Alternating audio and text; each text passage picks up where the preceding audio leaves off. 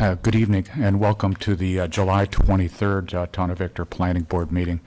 As usual, let's start with the Pledge of Allegiance. Allegiance to the flag of the United States of America.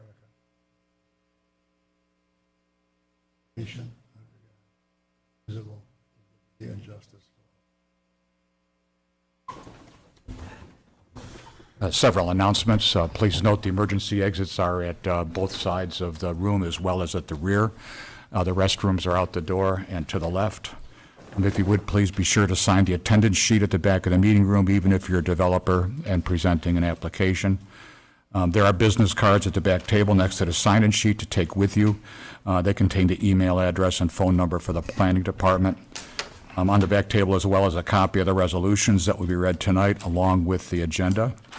If you would, please turn off your cell phones and please take all conversations out into the hallway. Thank you. We did have some correspondence. We have a letter from Mr. David Anderson relative to the Victor Square facade and sidewalk agenda item. Keith, have you got an update for us? Good evening, Keith Maynard, Project Manager for the Town of Victor. Your next planning board meeting will be Tuesday, August 13th at 7 p.m. First thing on the agenda is the Hept Pond site plan modification.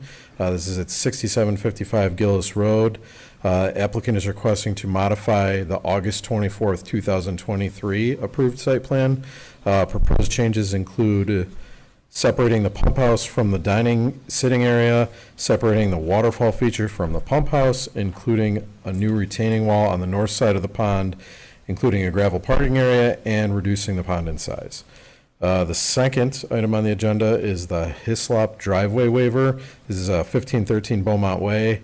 Applicant is requesting a waiver from the Design and Construction Standards driveway layout detail RS6, where a 20-foot maximum width is allowed. The applicant is requesting approval for a width of 29 3/4 feet. And then the third item on the agenda is Bluestone Trail, formerly 7200 Rawson Road. At 7200 Rawson Road, the applicant is requesting preliminary approval to develop a 59 for-sale townhome unit subdivision on 18.5 acres. Project will consist of 2 private roads off the north side of Rawson Road. This will be the second step in a 3-step process for a major subdivision. The sketch plan was acknowledged complete on April 9th, 2024. That's it. Any questions? Okay, thank you. Thanks, Keith. First item on the agenda then, U-Haul self-storage site plan and lot line adjustment, 14 SP 2024, 5 SU 2024. This is a property located at 8045 State Route 96. Tax map 6.00-1-7.210. Applicant is requesting approval to combine the 2 tax parcels to facilitate the placement of prefabricated metal storage units totaling 13,600 square feet on the existing paved parking area. Note here that the Zoning Board of Appeals has approved a sprinkler waiver on 7/15/2024. Welcome. Thank you. My name is Ron Abruzzo from Marathon Engineering. Last time we spoke, we were waiting on the ZBA. We got approval on that for the sprinkler variance. And then you guys spoke about adding some landscaping buffer to kind of block the view from the road. We added some trees and shrubs in front of the fence there. We still wanted to keep the fence for security, but we added a buffer there. And then we received comments from Labella, which we returned an RTC to them. And then they just got back to me yesterday, and they looked fairly okay. Very good. Ernie, do you have any comments or questions? I know I asked them all last time, and I think they've done a lot to address what we asked about. Pat? Just a couple of items. I saw that you did add the landscaping, which is good. I just wondered, with respect to your sheet C4, I didn't see a lot of details on how the landscaping is to be protected. I was thinking that maybe there's curbing and a planting bed or something like that in there, but just looking at sheet C4, I don't really see anything like that to know how, for example, during snow plowing times, how that landscaping is to be protected. Yeah, so we were thinking about just raising it up maybe a foot. Yeah, it's gonna be cut out of the pavement and then maybe making the bed a bit higher. I certainly can put in, some curbing if that's what you guys would like, but nowhere else on the site has curbing, so it's not really, anything to match with it. Yeah, it's, We'd also maybe spoken about the landscape consultant to the town looking at this and offering his input, and I'm not sure that I saw any of that in the correspondence, and I don't consider myself a landscape expert by any stretch of the imagination, but It did go to him. He didn't really have too much to say. I hadn't gotten back comments yet. But it did go to him. my intuitiveness associated with landscaping is that in order for it to survive, it needs to be in a bed that's protected. I realize that if you put curbing in, it has a tendency to affect your drainage. You can slot your curbing, you can put small pipes through it, you can figure out ways to relieve the drainage from one side to the other, especially with a narrow strip like this, but I think it needs more detail, and I don't pretend to know whether the plantings are the correct plantings or something else would be better.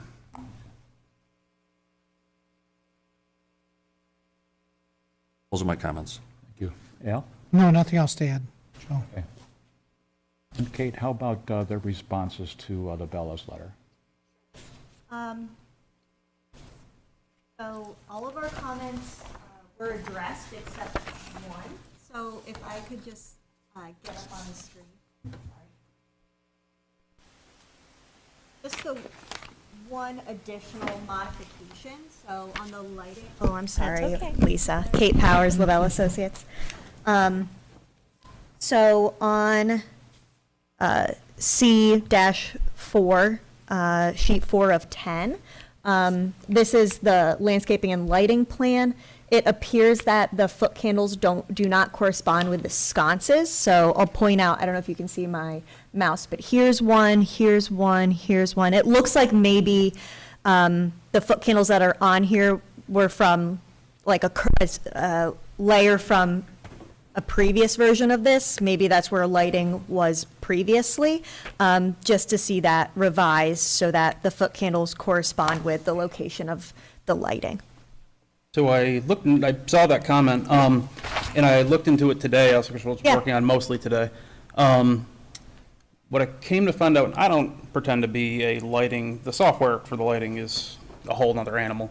What I figured out is the program, when it casts those, to make those ISO lines, casts it off to the side a little bit. I think it's caused by the flaring around it. But I haven't dug in far enough to figure out exactly why that is. Okay. But yeah, so I made this one specifically for this site, so that's what pops up. But Okay. I can dig back into that to make sure that that there's enough lighting. Okay, great. Yeah. Yeah, the false colors that appears on there look perfect, but then the ISO lines on it, or the contour lines, Sure. they don't match up with it, which I have an email out to the actual developer to be like, what's going on? But, yeah, that's what pops out. Okay. All dark sky compliant, right? Yeah, the lighting that we chose, I've actually do a lot with telescopes, so I'm pretty big on dark sky compliance. Very good. The public hearing is still open. Does anybody present have any comments, questions, observations? Then I would entertain a motion to close the public hearing. Al, move. I'll second. Second, Scott, all in favor? Aye. Aye. That's 4-0. Then we have a resolution prepared. We can put it in there if you want as a condition to be addressed before chairman's signature, that architectural, or, I'm sorry, landscape consultant, if you're okay with that. Yeah, landscape consultant review and confirm design presented and/or, identify to the applicant improvements that need to be made. I think with specific attention to the planting bed and protection thereof.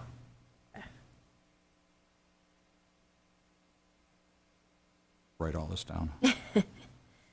Planting beds and what? The protection thereof. In other words, curbing, timbers, something like that. that Okay. Could hold the edge. Thank you. So we've got a resolution for a U-Haul self-storage site plan dated 7/23/24, property located 8045 State Route 96, application number 14-SP 2024 and 05-SU 2024. Whereas the planning board made the following findings of fact. And those 14, that 13 are standard. Number 14, the applicant received a sprinkler waiver on July 15th, 2024, from the Zoning Board of Appeals to allow metal self-storage units to be constructed without a sprinkler system. Whereas the Town of Victor Planning Board reviewed the unlisted action on July 23rd, 2024, and identified no significant adverse environmental impacts. Now therefore it be resolved that the project U-Haul self-storage site plan will not have a significant adverse impact on the environment, and that a negative declaration be prepared. Now therefore be it resolved that the applications of U-Haul/Amerco Real Estate Company site plan entitled U-Haul Self-Storage Site Plan, drawn by Marathon Engineering, dated May 22nd, 2024, received by the Planning Board May 22nd, 24, last revised July 15th, 2024, Planning Board application number S14SP24 and special use permit 05SU 2024 be approved with the following conditions. Conditions to be addressed prior to the chairman's signature.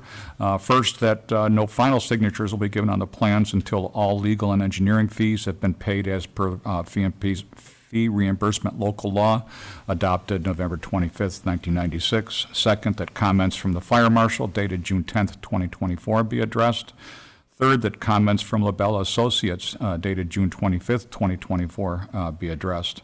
Fourth, that any exterior lighting be compliant with Chapter 131 para lighting para of the town code be approved by the code enforcement officer. And sixth, that the landscape consultant review and confirm design presented with attention to protection of the planting beds. And ongoing conditions, first, that the site plan comply with the Town of Victor design and construction standards for land development, including Section 4. Second, that a building permit be obtained for the proposed fence from the Building and Planning Department. And third, that a building permit be obtained for the installation of the storage units from the Planning and Building Department. And be it further resolved that the Planning Board Secretary distribute the Planning Board's approval letter. We have a motion to approve. I'll move. Al? Second. Second, Ernie? I think you said, after number 4, I think you said 6. Should be 5, I guess. Yeah, that's what, I changed it. Correct it. Thank you. All in favor? Aye. Aye. Thank you. Okay, thanks, guys. These can go.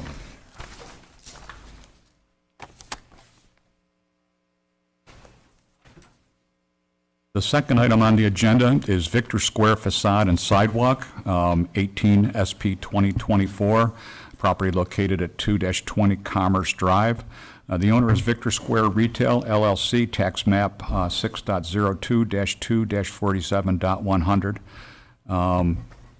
Applicant is requesting approval to construct a 20 by 20 foot loading dock, addition on the north end, perform facade improvements to the older portion of the center, and sidewalk improvements with additional width, lighting, and landscaping improvements. A reduction in allowable parking is also being requested. Good evening, Chairman, members of the board. You kind of went through my opening slide, so I will skip most of it. What I would like to say to the board, the overall goal of the project is to really blend this plaza more into Victor Crossing. Don't have it like kind of stick out like it doesn't really belong with that, with everything we've done in the back. Enhance it, it's really the center and the entrance to Victor Crossing as well. So that's their ultimate goal, is to really just overall enhance it and really try to give it a better architectural feel, a better landscaping feel, pedestrian feel, and just overall really improve the center. You can go to the next slide, please. So this is the existing plaza. This portion here is the new Sleep Number addition that we have recently completed, along with the parking field that was done over here. And then right here is the old drop-off space for the Goodwill that is in the location where the loading addition would go. If we could go to the next slide, please.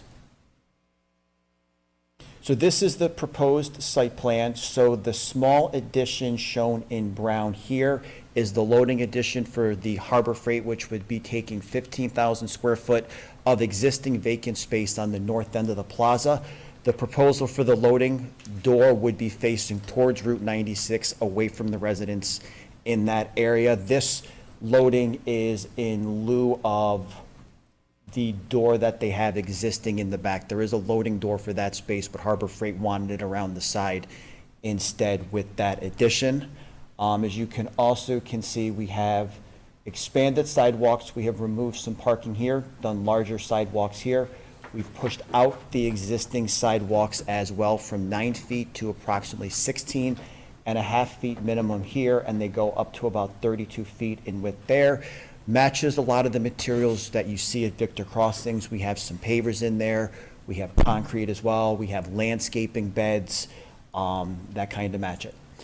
Also, we have pedestrian lighting within the sidewalk as well that matches the feel of the pedestrian lighting that we also have at Victor Crossings. It would be the same style lighting to kind of give it the same feel that we have there.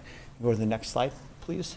So this is just the existing facade. You can see the Sleep Number that we recently built over here. It does not match the rest of the plaza here. You have the Bassett, the men's warehouse.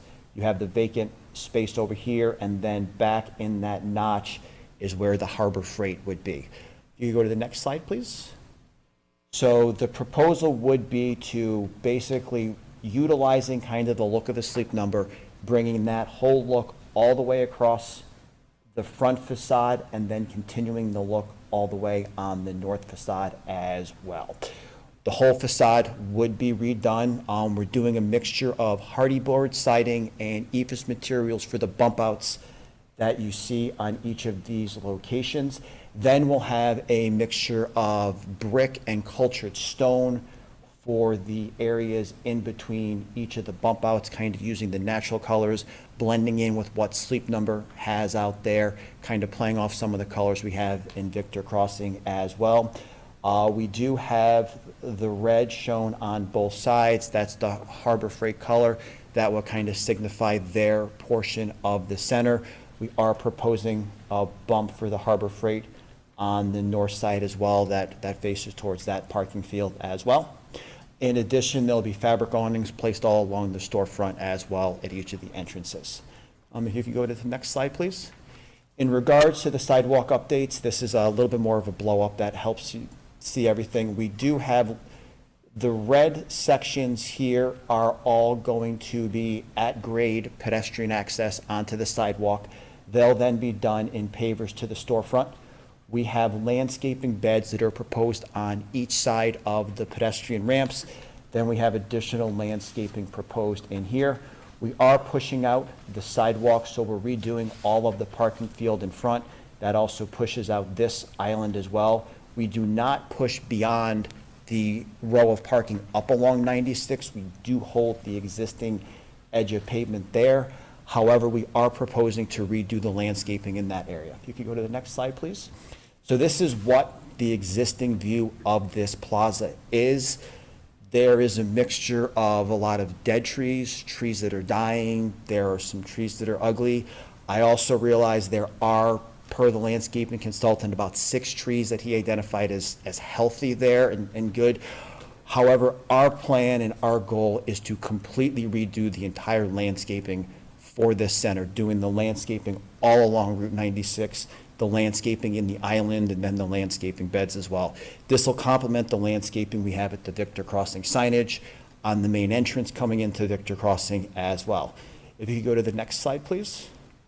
So we're proposing to do all new landscaping beds with trees in between all along the frontage. This is going to give us a whole different mixture of species, of colors, just to visually enhance that whole area along Route 96. Right now, it's very green. It's got the trees, some, again, are dead. It's got some bushes and grass.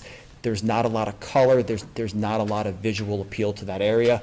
So we're really trying to play this up and really bring the appeal along Route 96 as you drive along this and then as you come into the main center. If you could go to the next slide, please. In regards to the town comments that we have received, in regards to the architecture, the glass storefront is broken up. We do have mullions within the storefront glass. It matches a design that is at Victor Crossings. And the amount of glass is also designed in the same way as Victor Crossing. So you have the glass storefront, then we'll have the brick columns and piers that break up that glass and kind of define that as you go along the storefront. In regards to the code's comments, the lighting is 0 at the property line. We will provide back to the town an updated lighting plan that pushes all the foot candle levels out to the property line, so that can be verified. I do have copies of the building cut sheets. Thank you.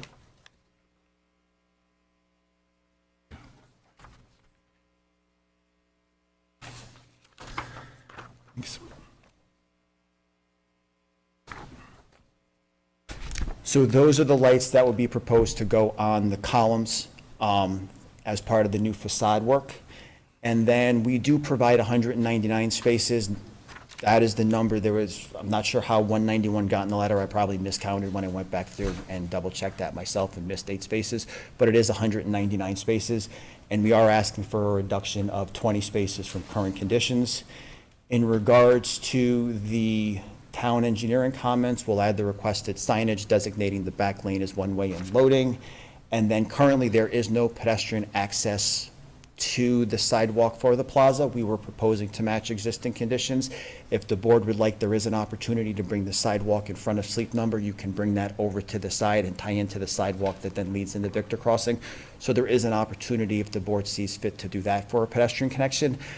I'm at that plaza a lot. I don't see a lot of pedestrian use, and then with the current users there, Sleep Number, Bassett, and Men's Warehouse, I'm not sure how much pedestrian access those types of tenants get, but if the board sees fit, there is that opportunity there. And then in regards to the landscaping, the proposed design and improvements are really designed to really enhance and go with the facade improvements. We're not really expanding the center. We're not really bringing any additional square footage. We've had a vacant building there for a while with the 2 spaces on the north end. So we're really looking to try to upgrade it so it looks nice. It's a nice building for the town of Victor and complements Victor Crossing and can really help get the building filled. We did receive a comment letter from one of the residents as well. I only have it on my phone, so I'll go through that real quick to answer the questions. Oh, perfect, thank you. So there are currently 2 vacant storefronts on the north end. Harbor Freight has taken 15,000 square feet. That will leave approximately 16,500 square feet of vacant space within the plaza. The loading dock is proposed to go in the same location as the Goodwill drop-off. Any forklifts will be utilized within the space. That's an enclosed loading dock addition that would be part of the building, so anything like that would be loaded off of that. I do believe generally the forklifts do have backup alarms, but we will check with our tenant and do what we can to minimize that noise. The loading dock is our expectation that it is used during normal business hours, and that's when Harbor Freight would be taking deliveries. The tractor trailers come in through the entrance off of the Victor Crossing exit, come behind the building, utilize the dock, and then they can exit out the right in or the right out on Route 96 and then head to the next exit for 490 down that way. And then Harbor Freight wanted bumps on both sides. Harbor Freight would be responsible for their own signage and submitting to the town whether to meet code, whether they do or don't ask for variance, but they were looking for a bump just to enhance that north side as well and kind of continue that look into what we're doing for the facade. There aren't 80 parking spaces that are being reduced now. Now it is a reduction of 20. Again, I'm there all the time. I'm sure the board sees it as well. That parking lot generally might have between 30 and 40 cars on a busy Saturday. It is very much a dead use on the north side. There's never any cars there. So in regards to the reduction, we don't think there is any issue with that because that parking lot basically sits empty pretty much the entire year on that side. And then there are no changes to the parking lot lights on the north side. There are a couple additional lights proposed where the entrance is coming in off of the Victor Crossings. That is identified on the plan. There are some dark spots there, so that was to enhance it. That is included in the foot candle calculations as well. And after I received the comment, I am talking with our property manager to see what we can do to change the hours for the maintenance that they're to make it more during the day and see what we can do about equipment as well. So overall, that is the project. Happy to answer any questions that the board has. I've got a number. So can we go back to a view of the site itself? I do have questions about truck traffic because the existing tenants, I believe, have Might be the ground third. level. Now keep going back So a it'll be little the bit. third slide. That one's Yeah, probably the best one. I believe that they would have, I want to make sure I look at the right end, that they would have ground level doors on the back. Correct, yes. So we're going to have trucks coming in, what, in the back or through the front? So the trucks currently come in and then utilize the back. That is the truck, so it is following the same truck pattern So that the is out truck there. is going to come in around the corner and then back into... Correct, yes. So And we've got these parking spaces here that are potentially problematic in terms of a semi in particular coming around this bend to access that loading dock. so the truck turn is shown as part of the plans, and it is actually it's an at-grade door. It's not a recessed dock, so it makes the maneuverability for the truck much easier because it doesn't have to come around and go past and then work downgrade. It all sits at pavement. Nonetheless, if we blow that, are you showing parking spaces there and there? Yes. Yep. And then the truck is still able to, per the plan we provided, Costage did show a truck turn on there. So the truck is still able to come around the back and make the turn. Shows a straight truck, right? Well, yes, that's showing the truck making the turn. And then it's the same existing condition that is out there today as well, because the Goodwill drop-off is there and the trucks have to go around it. So we're not changing the existing condition that the existing trucks that utilize the plaza use today. And then to exit then, where is that truck that's backed into the dock? How is that truck going to exit the facility? So the truck can then exit the facility through the right out there onto Very good. 96. The reason I'm poking at it is you're looking for a 30% reduction in parking spaces, right? Going. No, we aren't looking for a 30% because the site already has a reduction in parking. So the site currently requires 271, has 219 spaces. The board has previously granted a reduction in the amount of parking there. So we're then asking just for an additional 20. It's a second on that. reduction then. Correct, yes. And then, again, with the majority of the parking being weighted over on this side, proposed tenant here, we have no idea what their requirements are going to be for parking, correct? We don't, I mean, generally, retail users this day and age require about 2.5 to 3 spaces, as the board sees when you go around. Retail parking lots for any plaza that have been built for years sit fairly empty because everything has been designed and overparked. It could be a Dollar General with 30 customers in the store at a time, too, so. That's not the plan, but yes, it could be, but 30 customers then would be 30 cars, and if a Dollar General is generally, say, 12,000, 13,000 square feet, a town code would put them at 50 to 60 spaces, but we're saying like Busy would be 30 customers in the store, and if we said every customer drove a car, 30 cars there, that's still almost like half of what a town code, I'm just saying, like, the town codes, over time, as things get developed and as everything has changed, just the amount of parking we've just noticed is just not needed anymore. Okay. You mentioned that you had identified a number, you went pretty fast, so I'm trying to catch up on all the things. You mentioned Sorry. some of the vegetation might be dead or not viable. Correct, so if you go to, Could you show me where? yes, so if you could go to, I mean, it's pretty, so like, that tree is dead there, the next one is dying, That one is dead.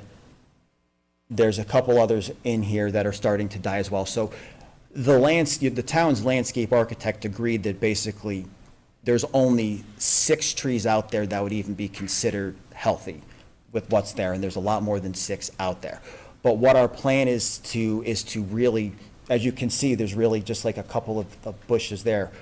We want to eliminate that, kind of start from scratch and have it and bring in more shrubs and grasses and color and just have it where it's not just this green look and then there's actually a lot of color. Because as you drive into Victor Crossings, like we have a lot of different species, a lot of different colors, and it just feels a lot nicer when you drive in there. And that's really what we're trying to bring out to here as well. Because the landscape, This one would come out, that one, that one? the easiest part, yes, every tree from the Victor Crossing entrance to the right in, right out, we would propose to take out, and then we're gonna redo all the landscaping there. Essentially, they obstruct views of the storefronts, don't they?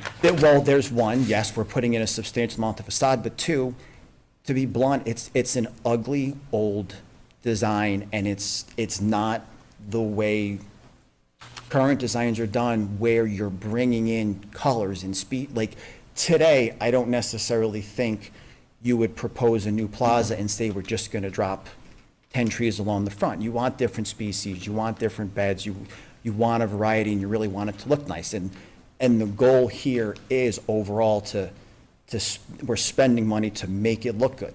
Yes, we're putting in a substantial money to the facade, so getting visibility to the facade is extremely important, but we're not proposing to cut down the trees as part of this. We bought a landscape architect in, we bought them out, they did a substantial design, a lot of species at a substantial cost to enhance everything we're doing. So it's not simply trying to get a view corridor to the building. Yes, that's a goal, but it's not just, hey, let us cut down some trees.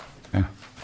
And I do agree that the look of the balance of the facilities over towards, Walmart and the rest of the plaza are always well-maintained and beautiful. Yes. I just hate to see 6 viable trees. Understood, and at times, like and I understand the board's position and the town's position on that as well, sometimes to try to really get it back and do the enhancements and what we need to do. Sometimes some good trees go away. I will tell you, we did something similar to this in the town of Camillus, where we actually took down probably 60 trees at the entrance to a Walmart Lowe's Plaza that we owned. The next time I was with the board, the first thing the chairman said was, what you guys did looks amazing. Because taking down the trees but bringing in all new species, still putting back in trees, but then opening up the view, we did enhancements to the facade, we're bringing in new tenants. Like, the overall project is really what it is, like, to give you the look and to really, to set the stage for that center is what it is. And I understand no one just wants to cut down trees and just open it up, which is why we went on our way to not just propose that.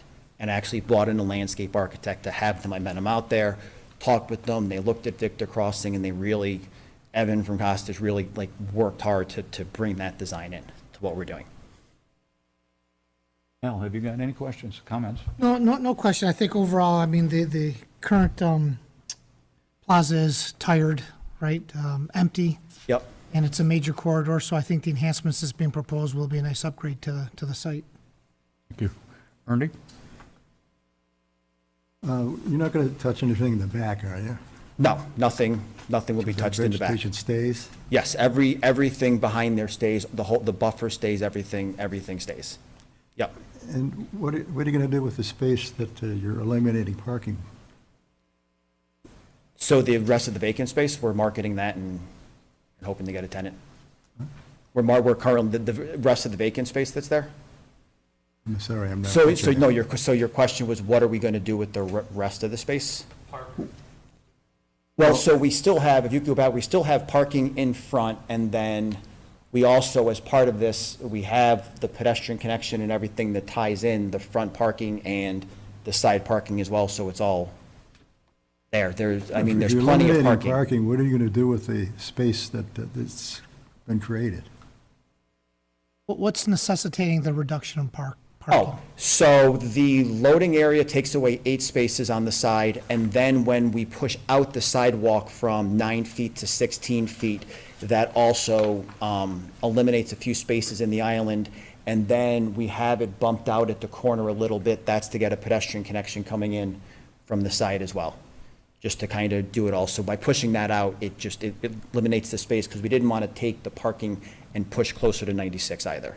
All right, so you're not going to really see much difference. I would say you didn't. If you didn't know there was 20 spaces going, the only spot you may know a difference is on the north side where the loading is, but in front, I don't think you'll notice anything, because the island configuration stays the same. There's a couple spaces lost there, but everything basically stays. Visually, it looks the same. What are the hours of open, the place is going to be open? I believe Harbor Freight's hours are like 9 to 9, approximately, like general retail hours with the plaza. I've been in the Harbor Freight in Henrietta, and I haven't been very impressed with what it looks like. Is this going to look better? It's gonna, yes, just, I'm biased, but any tenant you go see somewhere else is not gonna be the tenant you see in a Benderson Plaza. I'm sure you've been to Five Belows or Dollar Trees or other places where you see how they look, and then you come see them at a Benderson Plaza. It's not the same. We have a standard that we hold ourselves to. I would say there probably wouldn't be many developers with our Harbor Freight coming in doing the facade work associated with that, and then doing all of this additional work on a plaza, not adding square footage just to really try to make it better. What size trucks are going to be utilized here? I believe they use the WB42. I'll have to check. I don't know the exact size. It's consistent with the same. Is it a tandem? No, it is not a tandem. No, because the tandem trucks are not, Too big? well, they're too big, but they're also then not actually allowed on the roads, which is why they have the tandem lots at the exits, because those trucks, there are only specific routes designated by the DOT where the tandem trucks can even go. So these are like box trucks? Yes, these are more like the smaller box trucks that you generally see loading for those types of tenants, yes. Okay, thanks. Scott? Regarding the trucks, when are they doing their deliveries? What's the tentative schedule? The tentative schedule would be during their operating hours. During conventional business hours? Yeah, then? that is the proposed schedule would be, yep. So the adjoining neighbors wouldn't be subject to midnight deliveries or anything like that? That is our expectation, yes. I guess I have a question. I don't have any objection to the facade and the landscaping. I think I understand what you're trying to do, and I agree with the comment on, it's showing its age and that sort of thing. But being a neighbor nearby, I noticed recently and conveyed the information to Keith, who's here tonight, regarding the change in lighting that's taken place nearby, and I think even on this parcel as well.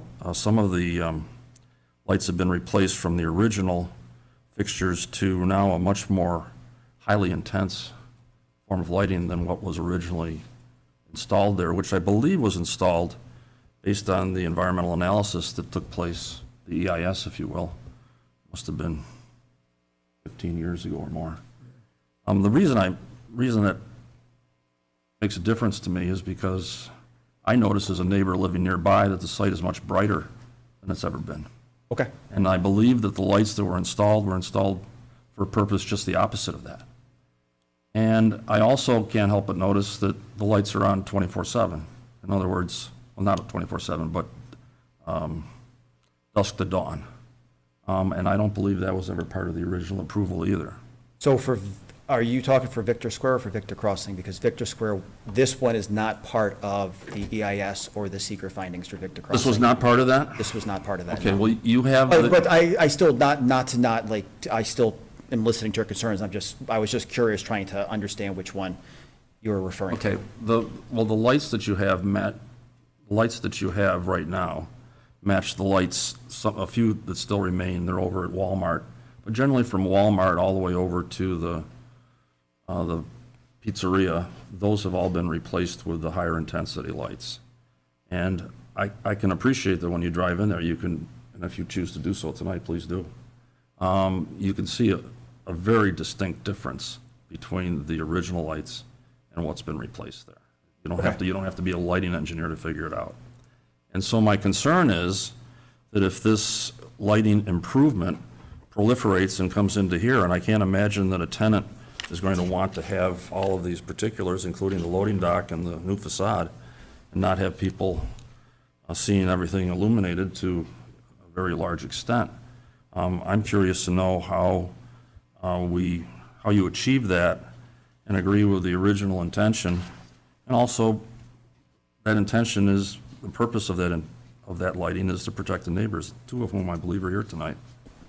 So that's my comment, and I think it's I see that the code enforcement officer indicated, to his knowledge, which is recent about the project, that it needs to comply with 0-foot candles or whatever at the property line. But the point that I'm trying to make is the original approval was very stringent for this site.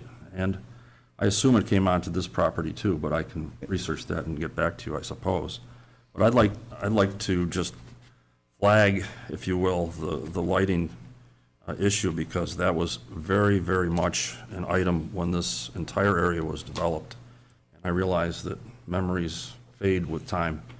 But for a few of us who are still around, our memories are quite good on this particular issue. So I'll look into Victor Crossing. I can tell you with certainty, this property is in no way tied into Victor Crossing. There was nothing with the approval for Victor Crossing that had anything to do with this. This is considered a separate standalone property. That is not Okay. part of the seeker. That said, so in regards to the code enforcement officer's comment, like I said, we have looked at the overall lighting. We've put it out to the property line, and we'll resubmit that showing that it does meet the code and it does address his comment of being a 0-foot candle at that property line as well.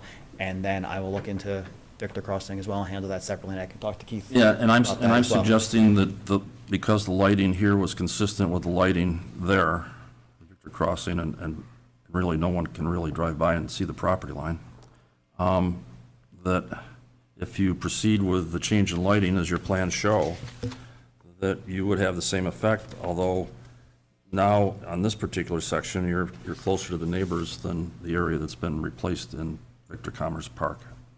I agree the projects are probably separate in terms of applications and definition, but to the public who, use this area and live nearby, that's really just a technicality. Thank you. Yep. Kate, comments from Labella? Sure, Kate Powers, LaBelle Associates. One, just clarification, so currently there are 219 parking spaces on the site, and you are proposing 199? Correct, yes. Okay, I think, I just had a little bit of confusion from Yeah, because the our letter and yes. what's Yep. required by code. Correct. When I Okay. saw that, I re-reviewed, recounted, and I somehow missed 8 spaces when I counted and wrote the letter. So Okay, that's my so- fault. I apologize. It No, is that's okay. 199 per the plans and what Costitch has on the plans. Okay, great. So I just want the board to note that for item 2, I had indicated that it was roughly a 30% reduction, but that was under the impression that it was 191 spaces and comparative to what's required by code versus what is actually in existence on the site. Signage, the applicant indicated that they were amenable to including signage just to ensure that only loading, delivery, and/or emergency vehicles are going around the rear, as well as indicating that it is one-way. Also, the applicant had addressed the pedestrian access. So it seems that they are not anticipating any patrons going via, walking or biking. But I would just keep in mind that looking at the long term, this might be who are the tenants and the businesses now, but it may not be in the future. There is an option we can also show a future sidewalk connection on the plan, so the path is there, and then it's basically, we've had it where if a town feels it's necessary, they can just order us to put it in, but it's already on a plan, so the path is already determined, and the town knows that it is there and available. And then lastly, landscaping, which the applicant also addressed. We ultimately defer to the landscaping consultant, but I just wanted to add that I am in agreement that the 6 healthy trees remain. maybe the board decides that it makes sense in this case for them to come down. I would just urge this board not to make it a habit of every time a site is redeveloped that you cut down the mature trees that are there. Because obviously there's aesthetic value, but there's also ecological value, and mature trees have a greater ecological value. And so the board may decide that it makes sense to take those down, but again, I would caution that this is not a regular occurrence, that the mature trees that can sequester more carbon than a new tree and has additional ecological benefits are being, removed every time that a project wants to do new landscaping.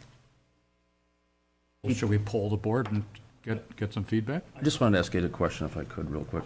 Regarding the reduction in parking, I mean, I know that times are changing, we're doing a lot more online shopping and that Sure. sort of thing. There's a lot less traffic and parking needs.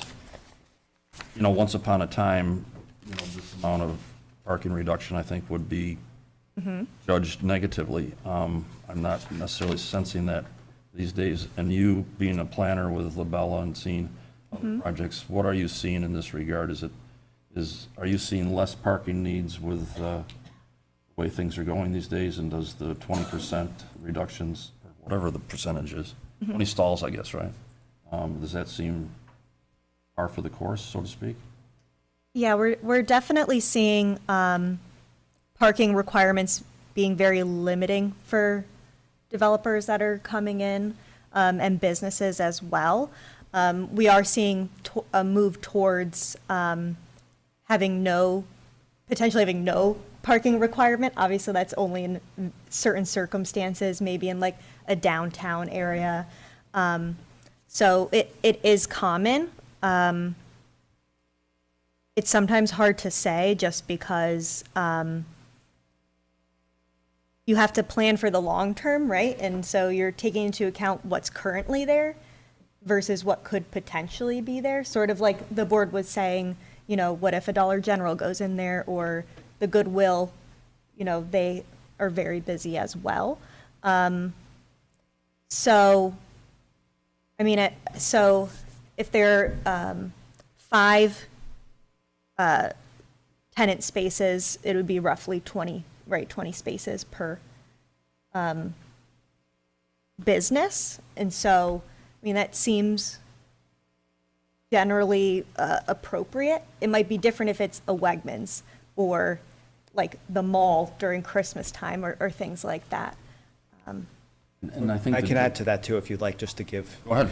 So one thing we notice with tenants as well, and it may seem counterproductive, if we took the same tenant to 2 plazas and say one plaza, 95% of the parking was used up and there was almost no parking but a vacant space there, and we took them to another plaza where there was a vacant space and all there was a sea of open parking, they're going to the plaza with no parking because the customers are there, the traffic is there, that's where the people are going. So it seems counterproductive, but actually having the customers there is really what the tenants are looking for.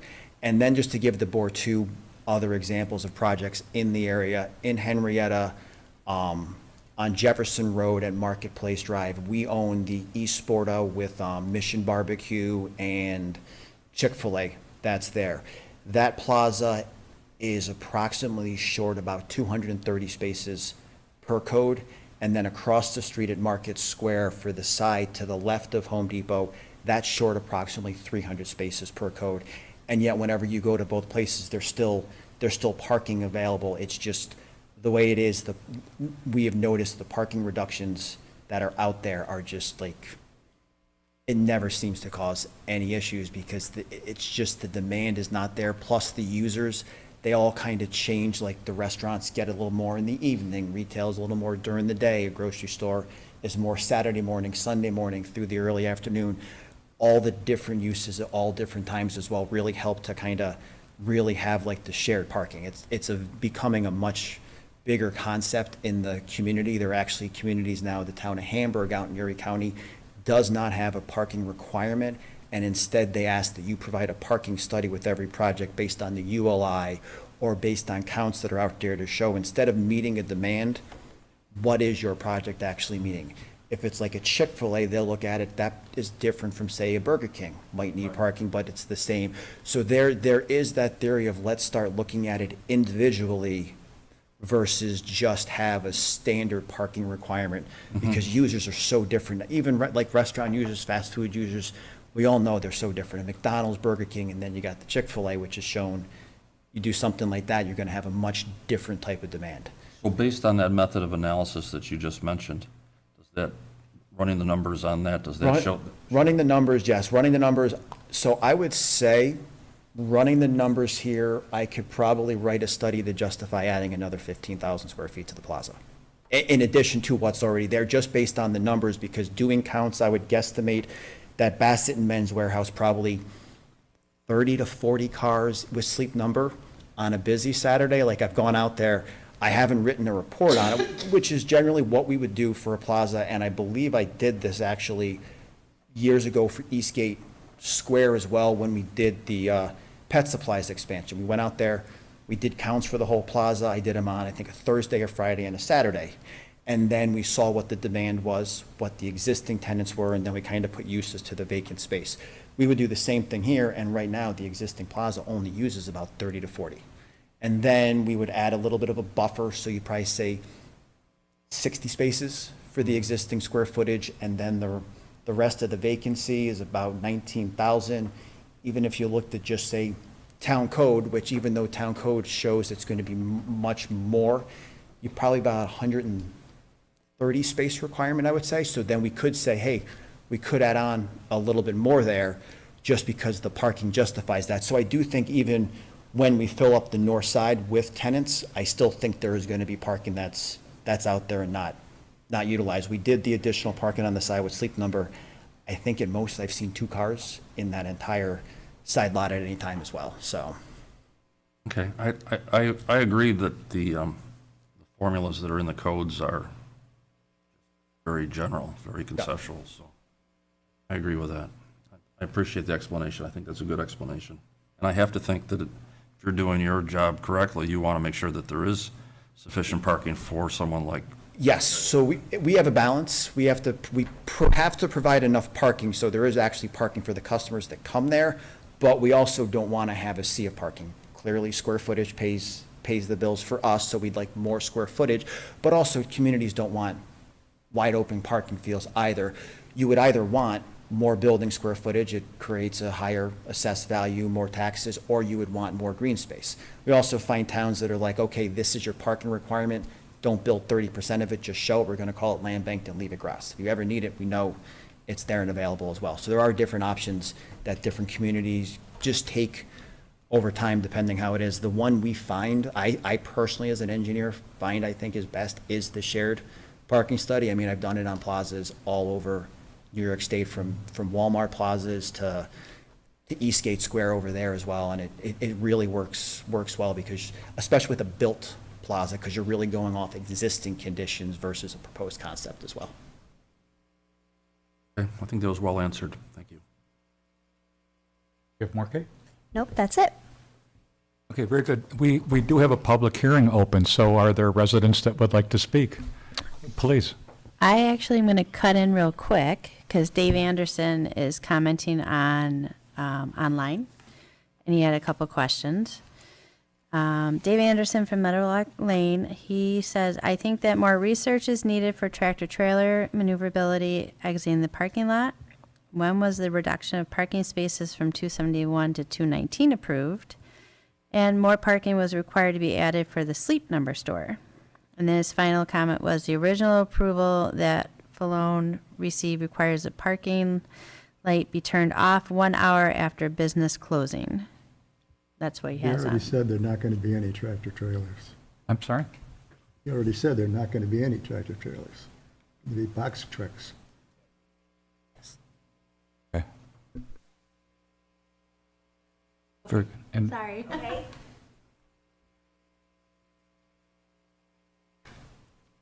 Hi, hi, if you would tell us who you are and where you live, please. absolutely. Tammy Van Buren, 365 Meadowlark Lane. Thank you. I just have a couple of questions.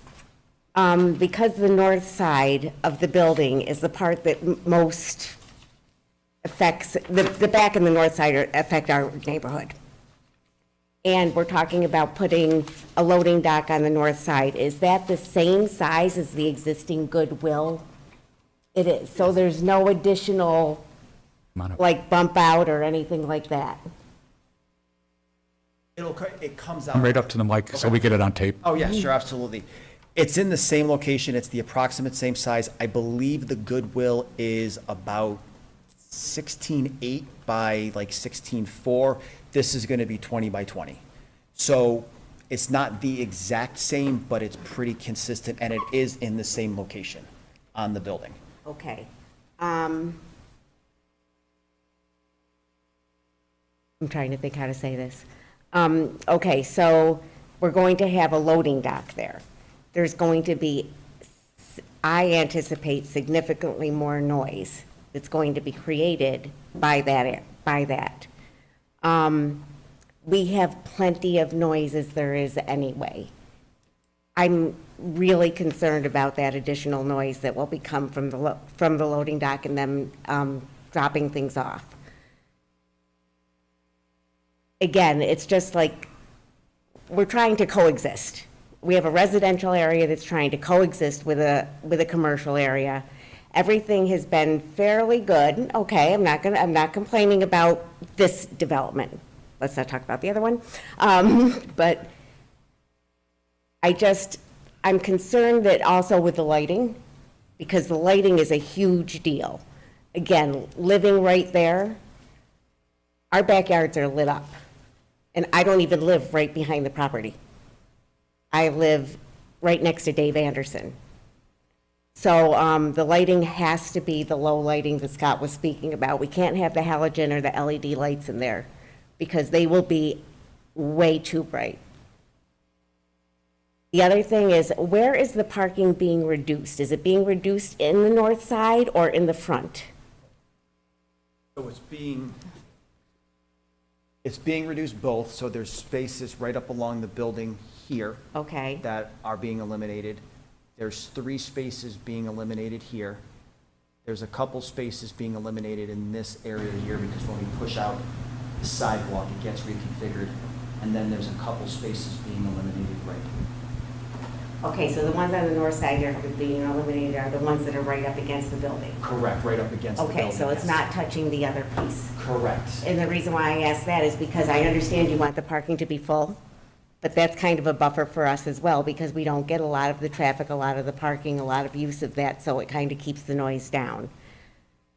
My last request, and this is something, recently I've had to walk from Walmart home, okay? I've just had the circumstances being that I have to. There are many trees along the back buffer that are not healthy. I would ask that while you're doing the landscaping and you're improving the landscaping in the area, that you also improve those trees along the buffer. I can walk straight through that property, straight to Dave Anderson's house. I've done it. If you can get a little bit more of a buffer in there, you've got less chance of something happening.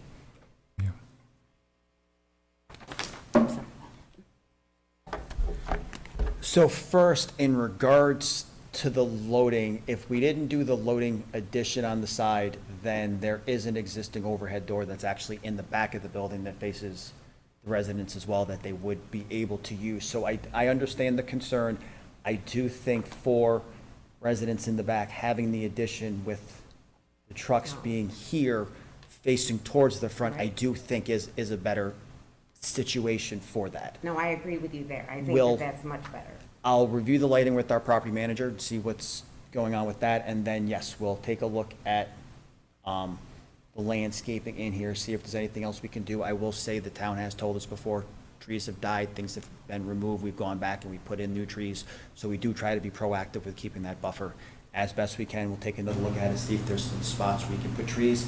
We can't fully landscape it, there is a walking path that actually does come through the property that continues there and comes out further down 96 as well, so there is a walking path that is part of the trail system that does run through that property as well.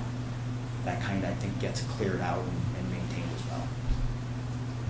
But our goal is to be a good neighbor. That is our goal. We don't want to be disliked. I actually do live in Victor myself now, so I am a resident. So I'll like, hear you. It's just that, again, like I said, I I live understand. right there, and none of this was there when we moved in. Let's put it that way, none of it. There Come was back to the something mic, else I was please. going to say, and I don't remember, there was something else I was going to say, and I don't unfortunately remember what it was. But I think pretty much the lighting and the reduction in parking, now that I understand where that's going to be, the landscaping, again, if you can just add somehow some more buffer or some more trees. I do know that you've been a good neighbor. We had one of your trees in our yard that was about to fall on our shed, and you guys came and took care of it, so I have no problem with that. But again, those are just two of the concerns that I think need to be addressed.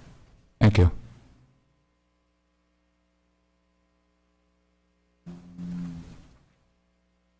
Anybody else?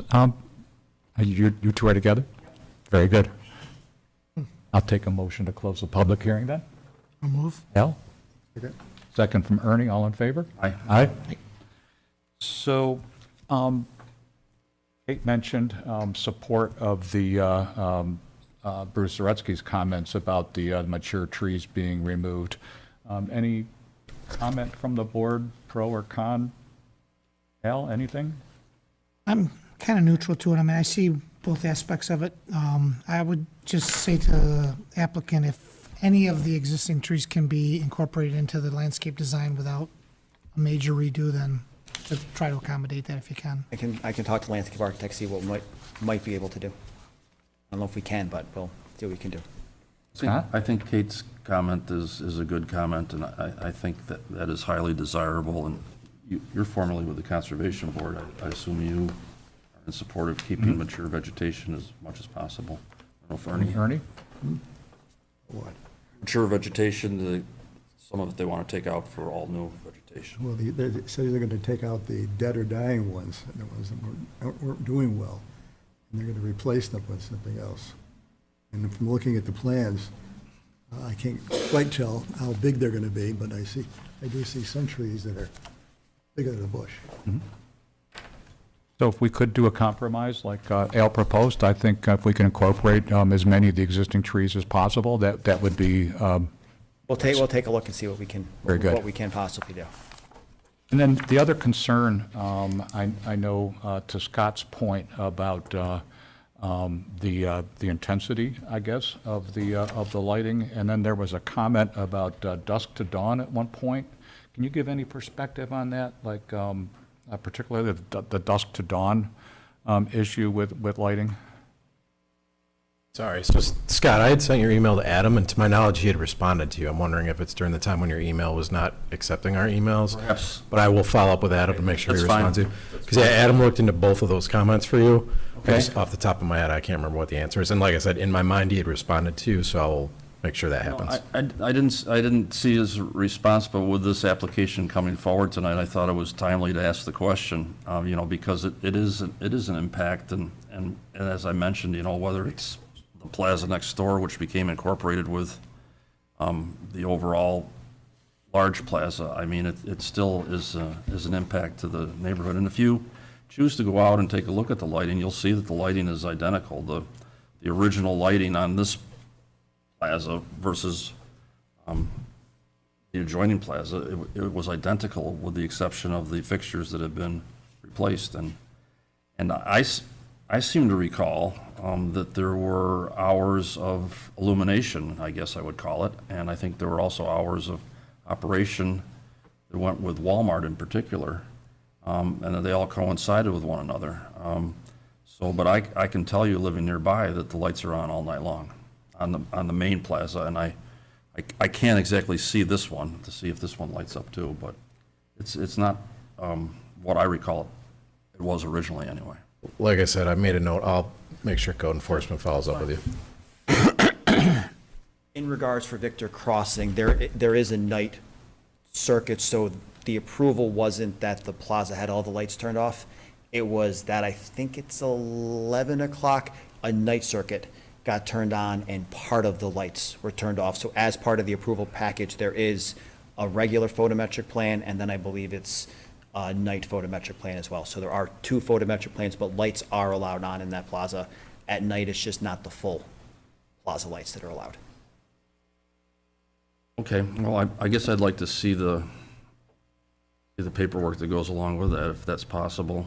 I can work with Keith on that as well, yeah. If that was in an approval resolution or something, but then also, to my original comment, the replacement lights out there are Yep, I can- far more intense. I'll take a look at that as well and look at it with our property manager as well as what was out there.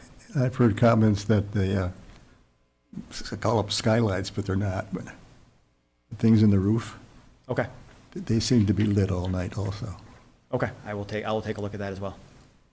And I think, in addition to that, there's lighting on the backside of the buildings where presumably the tractor trailers would run, that is between the property line and the backside of the buildings, and those various man doors and things like that, those are illuminated all night long too. Or, Not for this one, I'm sorry, okay, for all right, the for main the main, plaza. okay, I'll take a look at that as well, and we can. As long as I have Benderson's engineer here, I thought I'd take advantage of the opportunity.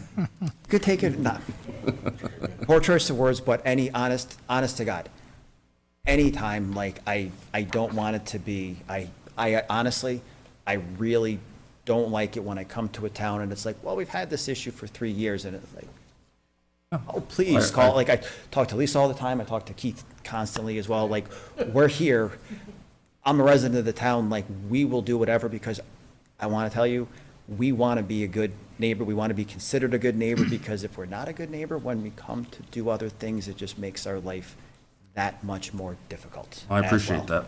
So, that is our ultimate goal. Very good. Unless we've got any other business, I've got a resolution prepared. Okay. A resolution for Victor Square facade and improvements at 2-20 Commerce Drive, today's date 7/23/24, application number 18 SP 2024. Whereas the planning board made the following findings of fact, and we have 10 standard. Whereas the Town of Victor Planning Board reviewed the unlisted action on July 23rd, 2024, and identified no significant impacts.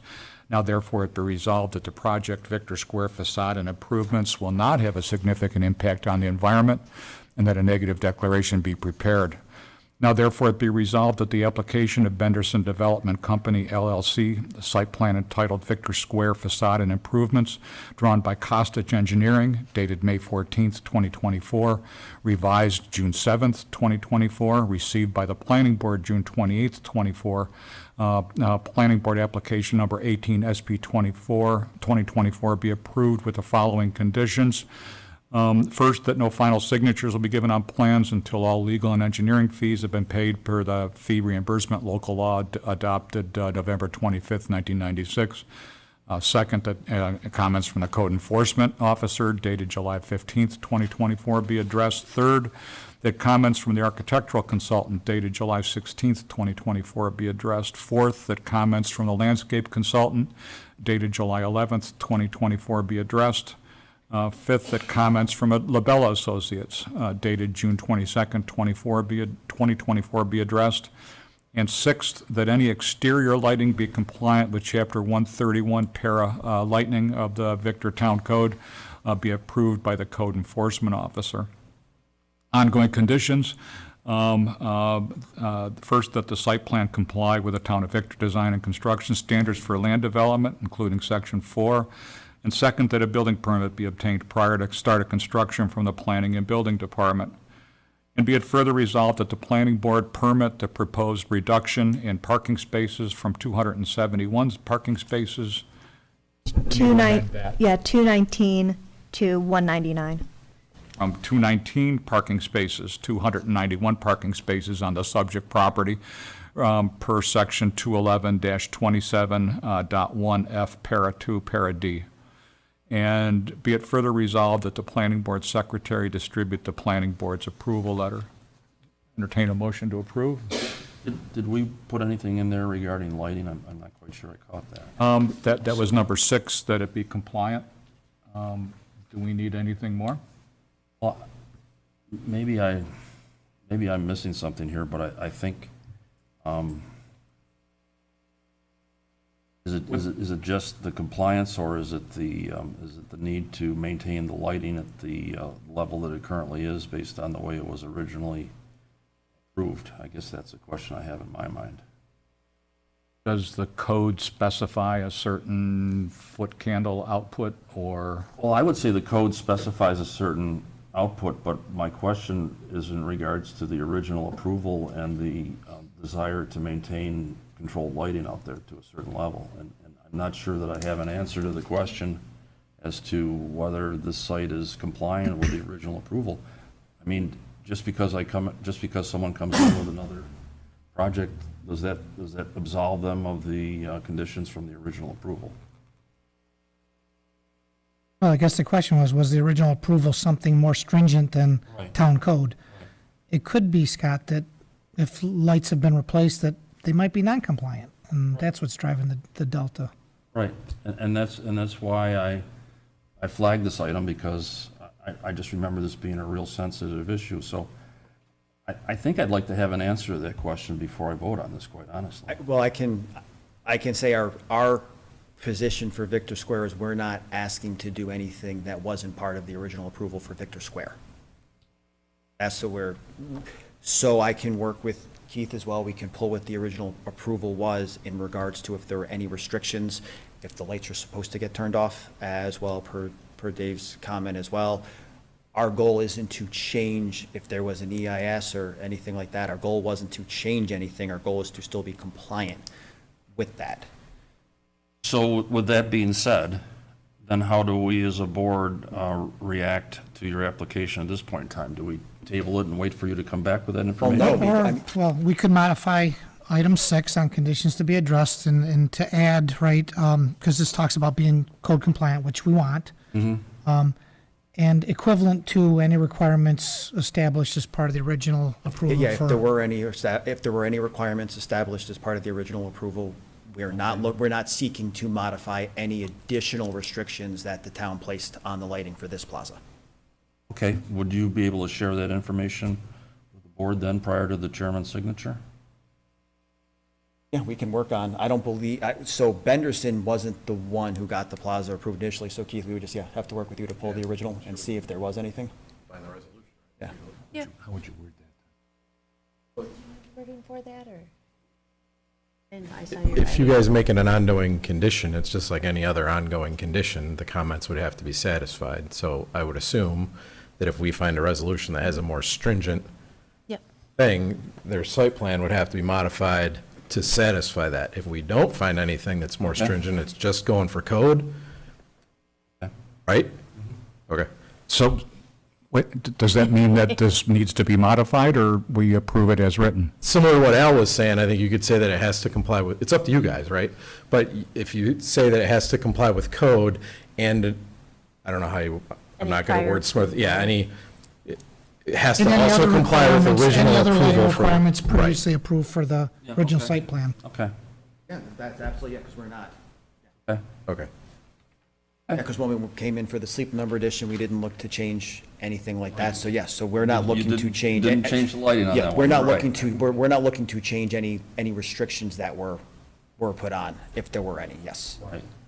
So let me read this as modified then. So the condition to be addressed prior to the chairman's signature, number 6, would say that any exterior lighting be compliant with Chapter 131 lighting of the town code and be approved by the code enforcement officer, as well as being equal to the lighting requirements established in the original site plan approval. That covers it. Whichever is most stringent. Whichever is most stringent. Yep.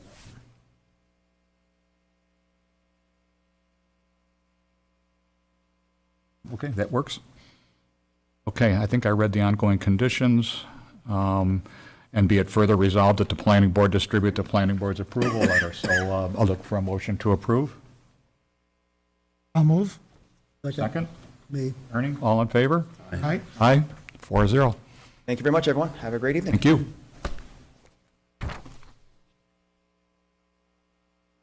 Next item on the agenda is the Grazios informal subdivision at the corner of Aldridge and County Road 9. It's zoned residential 2. The owner is De Hollander Design Incorporated, tax map number 16.00-1-67.000, 10.3 acres. Applicant is informally in front of the planning board to discuss a proposed subdivision of 5 lots. Each lot would cover over 2 acres in size with a 2-family dwelling with walkout basements. Access to the lots will be provided via shared driveway along County Road 9. And Do you guys all have copies of that? we do. Okay, so I won't pass those out. So yeah, you kind of hit the big picture. We're under contract with Scott for this property at the corner of Aldridge Road and County Road 9.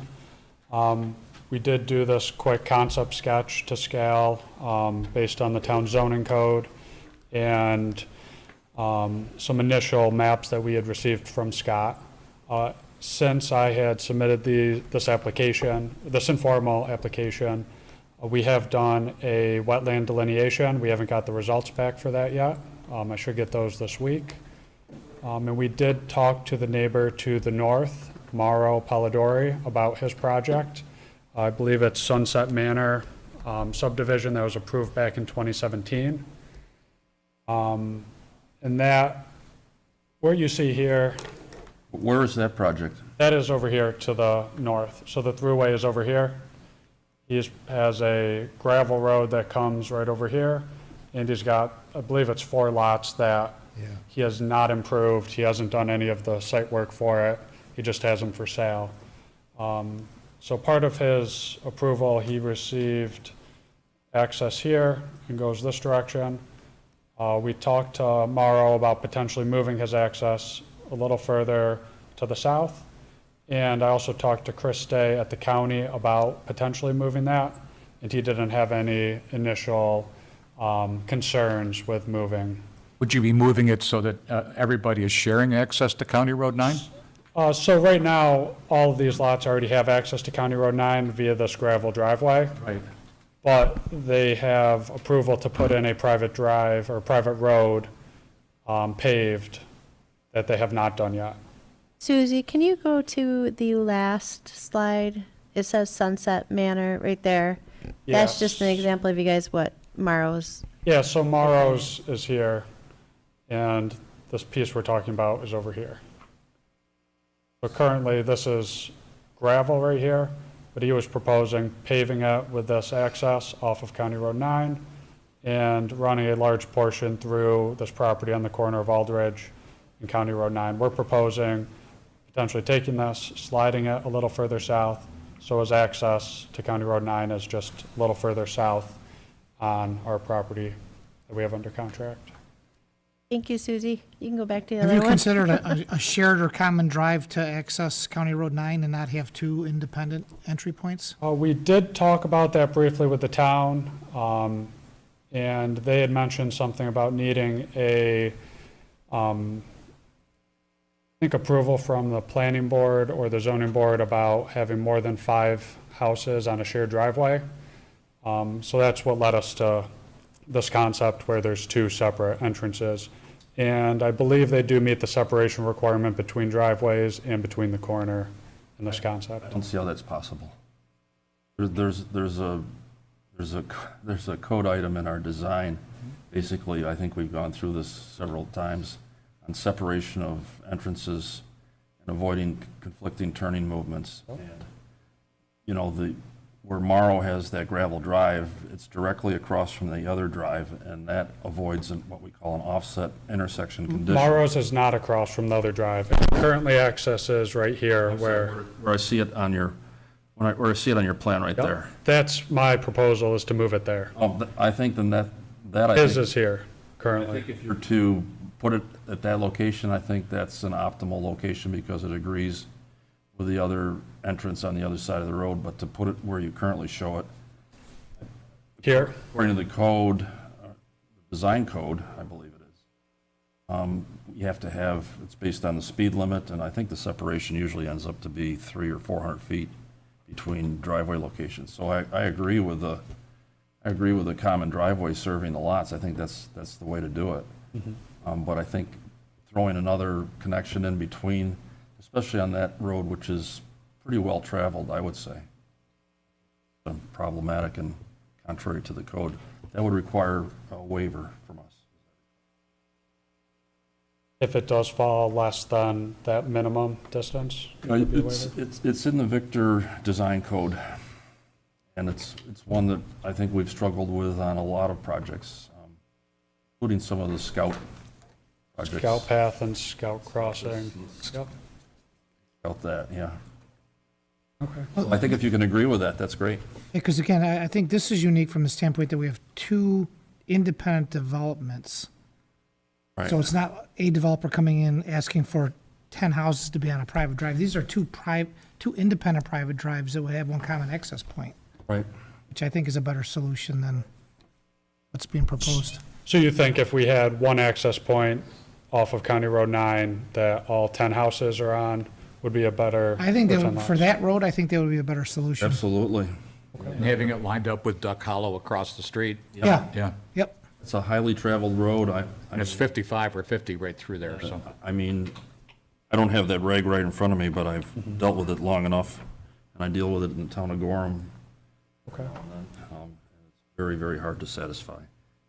The faster, the higher the speed limit, the greater the, Yeah, that was mentioned when I had met with the town a couple months ago, so I thought I looked into it, and I thought it met the requirement, but I could be mistaken. There's a lot of codes to look at, so.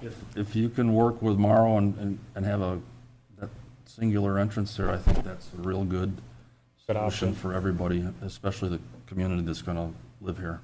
Okay, I'll probably look at that option and pursue this option at the same time, just so we can talk about pros and cons, and have a more solidified plan, in the near future. Is the proposal is to subdivide into the wetlands, and so if I were to purchase one of those lots, I'd have a backyard, and then I'd have Forever Wild area, the It's conservation easement? There already is a conservation easement on the property. It's roughly where this line is. So you would have partial ownership of the wetlands.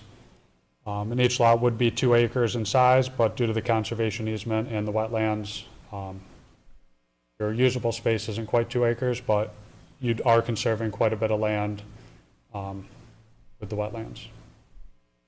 It seems like smaller yards are more popular than bigger. These days. Less maintenance and, So these are duplex for sale units or for rent? well, they're duplex units. They could be well, technically, somebody would have to rent one side. You can't have 2 owners of a duplex, so every building would have at least one renter or a family member. And I do plan to live there with my wife and our kid in one of the units. And I think my initial goal would be to either sell them or rent them. I'm not 100% certain at this time. Obviously, a lot comes down to cost. Yeah, because my question was going to be if for some purpose they were both for sale units, then how do you share a common Yeah, lot? you can't do that, so it would have to be, you buy the building, you rent the other side, or let a family member live in it. Okay, thank you. Yeah, so it's not quite a townhouse, and townhouses are not allowed in the R2 zoning, from what I read.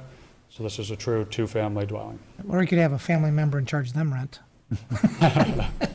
Get the best or worst of both worlds. Yeah, my big concern was access off County Road 9. Other than that, it seems pretty straightforward. Ernie, did you have any? Well, I remember this when Scott sorry? brought it, when Scott brought it to us, not this Scott, Okay, Scott the Hollander. good deal. And, at that time, things were a little uncertain about what was going to happen over there. So in that regard, this is new for me. Sure. But I would have a difficulty with the access as well. And I think the one access is much better. Very good. Anybody else? Did you get what you were looking for? I have comments. Oh, okay, I'm sorry, Kate. I'm so used to your counterpart just jumping in. Sure. Yeah. So one, I did pull up the design standards. This, I believe this is the most current version, last revised December 18th, 2023. So common driveways, this section pertains to any commonly owned means of access to not more than 3 properties, not 5, so it would require a waiver. Yep. And I believe Mara already has a waiver for his, since it has more than 3. Sure, but you would also need a I waiver. would also, yes, correct. Susie, could you please show my screen? Thanks. I understand that you're getting an update to your wetland delineation. I'll just note that during the previous approval of sort of the parent site, this is where the wetland is delineated. This is roughly similar scale. It's not exact, but you can see this bush here is this bush here. This, I believe that this is pine trees here, which is here. Is that from the online database, or is that an actual wetland delineation? I believe that it's a delineation. It's also, this is the same footprint as is on the National Wetland Inventory. Okay. So it seems like you're going out and updating this, but I just want to indicate that there's probably a lot of limitations to development of this area. Also, as, obviously, this is the easement back here, but also right up to the front property line of these 3 buildings, this is also an easement towards the road as well. Additionally, we will, when going through seeker, we're going to have to determine whether this was a segmented seeker or not as well. So I just want to keep that in mind as well, and I'll be interested to see the new delineation. Yeah, I do know that I hired the same people who did the original delineation, and they said they never actually delineated this portion. They said they just used what was online for that portion. So it could come back better or worse, I'm not too sure. Okay. Very good. Sorry about No, it's okay. that. Okay. When we do the delineation, that's our Army Corps of Engineers wetland, right? According to what you say there. So approximate USA COE wetland, I mean, Yeah. the delineations that I'm familiar with, the Army Corps of Engineers weighs in and agrees or disagrees with your delineation. Yeah. We'll find out what's Yep. what the real deal is, right? The verdict, yep. Yeah. Okay. Wanted to Sure. Very good. And just one more question. You also had some elevation renderings. Was that? I Or don't was that believe I for something provided else? any. No, that's no. for the next thing we talk about. Oh, okay, thank you. No more questions. I can bring some the next time I come in for a formal application, once we get a little further along. Very good. Awesome. Do you guys have any other concerns you can think of at this time? No, Or it's good for you to come at this juncture, I think, and talk with us. I think it's a good idea. Okay. Absolutely. Awesome. Thanks very much. Yeah, thank you, guys. I really appreciate it. I hope you guys have a great night. Thanks, you as well. We have one more item to discuss informally, so I would Okay. like to adjourn the meeting and then have a quick discussion before we leave. So I would, Executive session? Is this executive session? yes, Oh, executive session. kidding. I'll take a motion. No, it's not. I'll take a motion to. I'll move. Al moves. Second. Ernie second. All in favor to Aye. adjourn? Aye. So this is, 2 seconds. yes.